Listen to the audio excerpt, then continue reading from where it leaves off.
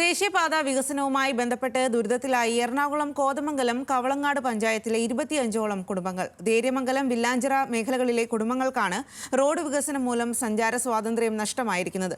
വീടുകളിലേക്ക് പ്രവേശിക്കാൻ സാധിക്കാത്ത രീതിയിലാണ് നിർമ്മാണ പ്രവർത്തനങ്ങൾ പുരോഗമിക്കുന്നത് എന്നാണ് പ്രദേശവാസികളുടെ പരാതി.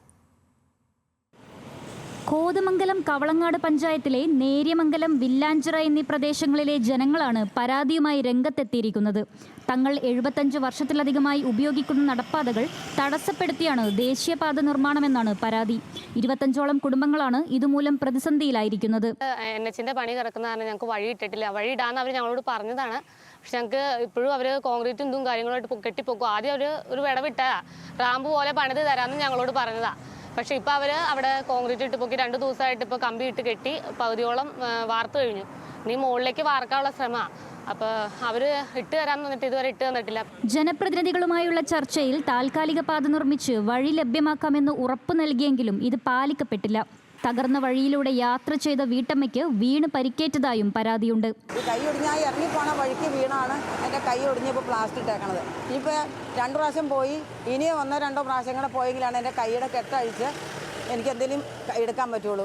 റോഡ് വികസനത്തിന്റെ ഭാഗമായുള്ള ഓട നവീകരണത്തിനിടയിൽ വീടുകളിലേക്കുള്ള കുടിവെള്ള പൈപ്പ് ലൈനുകൾ പൊട്ടി ജലവിതരണം തടസ്സപ്പെട്ടതായും ഇവർ പറയുന്നു. ദേശീയപാത വികസനത്തിന്റെ മറവിൽ കടുത്ത മനുഷ്യാവകാശ ലംഘനമാണ് പ്രദേശവാസികൾ അനുഭവിക്കുന്നതെന്ന് വാർഡ് മെമ്പറും മുൻ പഞ്ചായത്ത് പ്രസിഡന്റുമായ സൈജൻ ചാക്കോ ആരോപിക്കുന്നു. ഈ ആളുകൾ പാവപ്പെട്ട സ്ത്രീകൾ ഉൾപ്പെടെയുള്ള കുട്ടികൾ ഉൾപ്പെടെയുള്ള സ്കൂളിൽ പോകുന്ന കുട്ടികൾ ഉൾപ്പെടെയുള്ള പ്രായമായ മാതാപിതാക്കൾ ഉൾപ്പെടെയുള്ള നിരവധി ആളുകളാണ് ഒരു മാർഗവുമില്ലാതെ എന്ത് ചെയ്യണമെന്നറിയാത്ത ഒരവസ്ഥയിൽ ഇപ്പോൾ ഇവിടെ നിൽക്കുന്നത്.